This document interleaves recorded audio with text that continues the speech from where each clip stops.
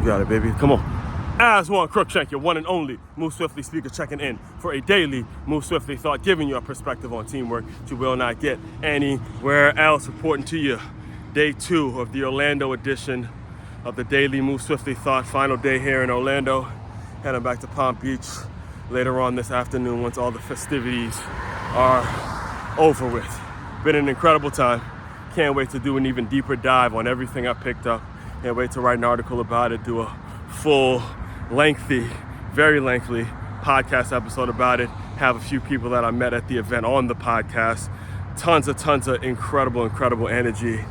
As far as today's Move Swiftly thought, though, I'm going to give you just a brief recap of what day 1 was like, all right? Because so many important things that we as creators have to accept. So many important things that whether you're a creator, influencer, brand ambassador, the person that wants to make an investment in a creator, in someone that's building their own platform, if you want to go from creator to entrepreneur, so many of those lessons were hit on in a lot of different angles. It started from jump, man.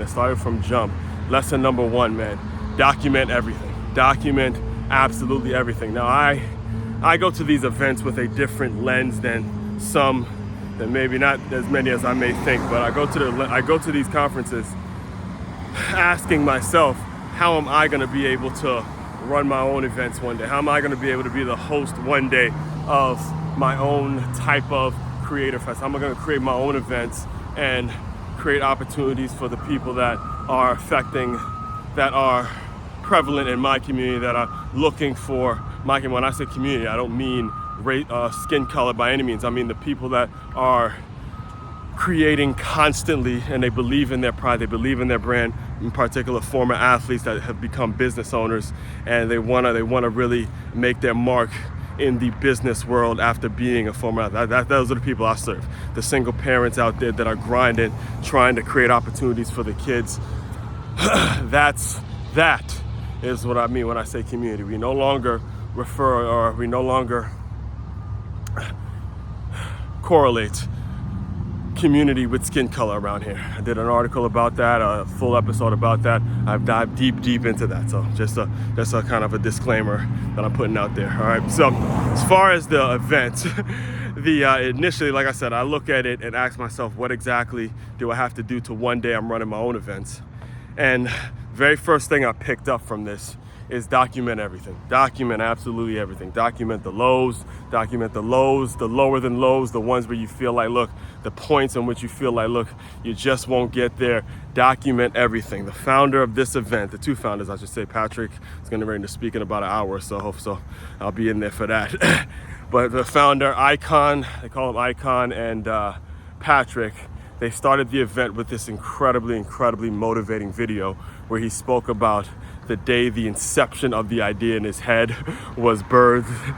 And then he talked about how, not only did he talk about, but he showed, this was documentation, him on calls and, getting blown off, text messages in which where sponsors were like, look, I'm pulling out, you guys don't have the following. He showed he had $4, you heard me correct, $4 in his bank account as he's touring this beautiful hotel in Orlando, and he's asking for champagne, he's asking for all these luxury items for an event, and then that put him in the red for about $400,000. This isn't $400,000 that you raise and then all of a sudden you get the money. No, this is $400,000 just to be broke, just to have zero, just to make it so the event goes on and you see no money from it, right? So that's how you put it on an event.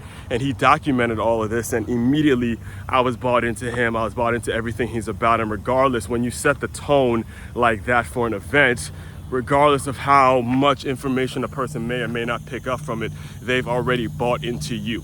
And that's how you build something that's significant, whether it is an event, whether it is a business, whether it is a product, whatever it is, you get people to buy into you first. So that's number 1, document everything, regardless of the views, regardless of how much money you may currently have or how successful you may feel like you are at that point. All right, so that's number 1. Number 2, and the main big takeaway is you're never too young to get this thing started. I'll tell you, of all the speakers, of all the incredible speakers that were slated to speak, I was most excited about listening to a college freshman. I'm 35 years old, guys. All right, I was most excited of listening to a speech, and this was his first. His name, shout out to Justin Lee's. I don't want to mispronounce the last name, but it's Justin L. He plays, but he's a young, really bright young man who was speaking my language in terms of he's a young college kid who got tired of all of the bashing that ESPN does. And I got a whole lot coming on the whole RG3 and Sam Ponder firing when it comes to ESPN and all that. But, you know, this young man has built a brand from a place in which he got sick and tired of ESPN bashing athletes, and, you know, everything becomes a debate on who's going to be better than this, and everything was comparison. And he decided to take some initiative and build something in which they talk highly about athletes, in which they put out the good news and they put out the things that they're doing well. And he had a ton of documentation, and he went on to kind of be the go-between between a lot of brands and their products and how to get them and athletes and things like that. He's, like I said, he's still very young, but he did some stuff with Saquon Barkley, did some stuff with the Charlotte Hornets. I believe Amazon Prime was on that list of brands that he's worked with as well. And it was very inspiring because I haven't reached out to him yet, but I did ask the question after his speech in terms of what I've done, you know, with NIL and the athletes that I still currently have contact with, and how we can serve each other, how we can add value to what we are trying to do. And that's what these events are all about. As excited as you may be to hear speakers and things like that, it's more so about the connections that you're going to make and how you're able to leverage those connections in a way that's going to be mutually beneficial to your business and to the business that the person or the organization that the person that you're connecting with is endorsing at the time. And then we ended it off with after I watched Justin speak, there was a live podcast, right?